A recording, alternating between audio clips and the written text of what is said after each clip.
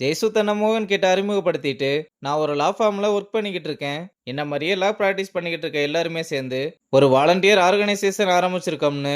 அதுல ஃப்ரீயா legal advice கொடுக்கறது, உங்கள மாதிரி ஆயுள் தண்டனை கைதிகளை எல்லாம் நன்னடத்தை மூலமா வெளியெடுக்கிறது மாதிரியான வேலையை பார்த்துக்கிட்டு இருக்கோம். இதை தெரிஞ்சுக்கிட்டு உங்க பொண்ணோட ஃப்ரெண்டு வந்து ஹெல்ப் கேட்டதுனால தான் நான் இங்க வந்திருக்கேன்.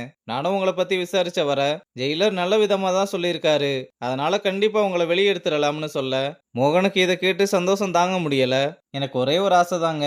நான் தினமும் கடவுள்கிட்ட வேண்டுறது, நான் எப்படியாவது என் பொண்ணு கூட இருக்கணும்ன்றது தான் என்னோட பெரிய ஆசை. அதுக்காக இன்னும் 2 வருஷம் வெயிட் பண்ணணுமேன்னு நினைக்கும் போது ரொம்ப அழுகையா வரும். ஆனா அப்ப அழுததுக்கெல்லாம் கடவுள் உங்க மூலமா பதில் சொல்லியிருக்காருன்னு சொல்றாரு. ஜெய்சுவும் உங்களை முதல்ல வெளியெடுக்கிறது தான் எங்களோட ஃபர்ஸ்ட் ப்ரியாரிட்டின்னு மதுவோட ஃப்ரெண்டு இந்த விஷயம் மதுவுக்கு தெரிய வேணாம்னு சொன்னாங்க. அது மட்டும் மதுவுக்கு தெரியாம பாத்துக்கோங்கன்னு சொல்லிட்டு கிளம்புறா. அதெல்லாம் சொல்ல மாட்டேன், நீங்க பார்த்து போயிட்டு வாங்கன்னு ரொம்ப சந்தோஷப்படுறாரு. ஜகுவை பார்க்க சசி மீனுவை வீட்டுக்கு கூட்டிட்டு வந்திருக்கான் போல. அம்மாவும் அவளுக்கு ஜூஸ் எல்லாம் போட்டு கொடுக்குறாங்க. கண்டிப்பா என்னை பத்தி ஜக்கு உங்ககிட்ட சொல்லியிருக்க மாட்டான், அதனால நானே சொல்றேன்னு. நானும் அவனும் ஃபர்ஸ்ட் ஒரு ஈவெண்ட்ல தான் மீட் பண்ணோம். அப்புறம் அம்மாவோட பர்த்டே பார்ட்டிக்கு டிஜேவா புக் பண்ணியிருந்தோம். அப்படியே அந்த பார்ட்டிக்கு அப்புறம் க்ளோஸ் ஆயிட்டோம். எங்க அம்மா பேரு தங்கம், நீங்க கேள்விப்பட்டிருப்பீங்களே. இப்ப கூட உங்க கடையை மிரட்டி வந்தாங்கல்ல, அவங்கள கூட எங்க அம்மா தான் மிரட்டி விட்டாங்கன்னு சொன்னதும் அம்மாவோட முகமே மாறி போச்சு. உடனே அம்மா என்ன நினைக்கிறாங்கன்னு புரிஞ்சுக்கிட்டு, நீங்க நினைக்கிற மாதிரி எல்லாம் எதுவும் இல்ல, எங்க அம்மா தான் கொஞ்சம் வயலண்ட், நான் அப்படி இல்லைன்னு சொல்லிட்டு அப்படியே நான் கிளம்புறேன்னு அம்மாவோட காலில் விழுந்து ஆசீர்வாதம் வாங்கிட்டு போறா. ஆடிட்டரோட கையாளு வந்து அவன் பையனுக்கு இப்படி ஆனதுக்கு அப்புறமும் கூட இன்னும் வீராப்பா தான் சுத்திக்கிட்டு இருக்கான். நானும் அப்படியே அவன் கிட்ட கடையை பத்தி பேச்செடுத்தேன். இனி கடையை கேட்டு வர்றதா இருந்தா இந்த பக்கமே வராதீங்கன்னு என் மூஞ்சில் அடிச்ச மாதிரி சொல்லிட்டான். என்னமோ அவனுக்கு சப்போர்ட்டா பேசிக்கிட்டு இருந்தா இப்ப என்னாச்சுன்னு பார்த்தேல. அவனுக்கு நம்ம சாஃப்டா சொல்லிக்கிட்டு இருக்கிறதுனால ஒன்றும் புரியல போல. கொஞ்சம் மண்டையில தட்டி புரிய வச்சு அவனையே அந்த கடையை கொண்டு வந்து கொடுக்க வைப்போம்னு சொல்றான். இங்க அப்பா கிரிஜாவை பார்க்க வர அவங்களுக்கு ரொம்ப ஃபீவரா இருக்கு. டேப்லெட் எதுவும் போட்டையான்னு கேட்டா, இல்ல வீட்ல எதுவும் சமைக்கல, மது ஆர்டர் போடுறேன்னு சொல்லியிருக்கா, அதை சாப்பிட்டு தான் டேப்லெட் போடணும்னு சொன்னதும் உடம்பு சரியில்லாதப்ப யாராவது ஹோட்டல்ல வாங்கி சாப்பிடுவாங்களான்னு வேகமா கிச்சனுக்குள்ள வந்து அவரே சமைக்கிறாரு. அப்பாவுக்கு சமைக்கலாம் தெரியுன்றதை இப்பதான் தெரியுது. அப்புறம் அதை எடுத்து வச்சு கிரிஜாவை கூட்டிட்டு வந்து சாப்பிட வைக்க தனக்காக அப்பா இவ்வளவு பண்றதை பார்த்து ரொம்ப சந்தோஷப்படுறாங்க. நல்லா தானே இருந்த, இப்படி திடீர்னு இப்படி ஆச்சுன்னு கேட்டா, அதுதான் சும்மா இல்லாம ஜெயில போய் அவரை பார்த்துட்டு அவர் வரைஞ்சு கொடுத்த போட்டோவை எடுத்துட்டு வீட்டுக்கு வந்தா, அதை பார்த்ததா இப்படி ஆயிடுச்சுன்னு சொல்றாங்க.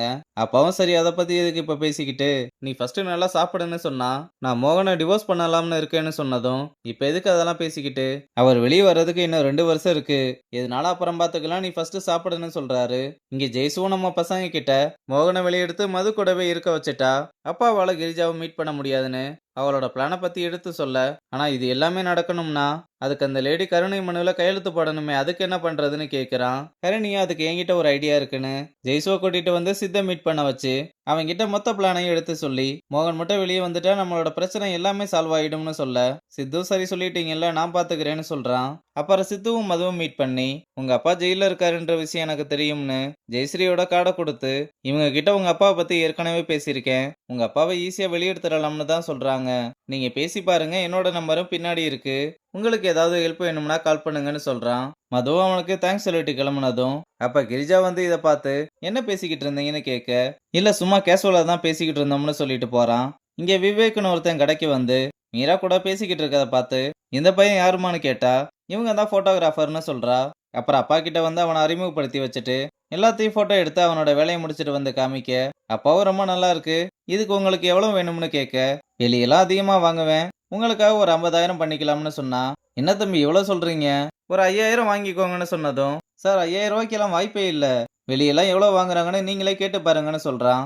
அப்பாவும் இல்லம்மா, இந்த பையன் சரிபட்டு வர மாட்டான்னு நினைக்கிறேன், நம்ம வேற ஆளை பாத்துக்கலாம்னு சொல்ல, சார் நான் பண்ண மாட்டேன்லாம் எதுவுமே சொல்லலையேன்னு வேற வழி இல்லாம ஒத்துக்கிறான். இங்க மதுவும் சித்துன்றவரு உங்களோட நம்பர் கொடுத்தாருன்னு ஜெய்சுவை பார்க்க வந்திருக்க, நான் ஆல்ரெடி உங்க அப்பாவை போய் ஜெயில பார்த்துட்டு வந்துட்டேன், ஆனா அவரை வெளியெடுக்கணும்னா உங்க அம்மா மனு போடணும்னு சொல்ல, ஏன் நான் போடக்கூடாதான்னு கேட்டா, இல்ல உங்க அம்மா சைன் போடாம கோர்ட்ல கேஸ் அப்பீல் பண்ண முடியாது, மதுக்கு இப்ப வேற வழி இல்லைன்றதுனால சரி நான் உங்களை சைன் போட வச்சு எடுத்துட்டு வரேன்னு சொல்றா. ஜெய்சுவும் சந்தோஷமா மது கிட்ட மனுவை கொடுத்து வர்றதோட இந்த எபிசோட முடிச்சிருக்காங்க.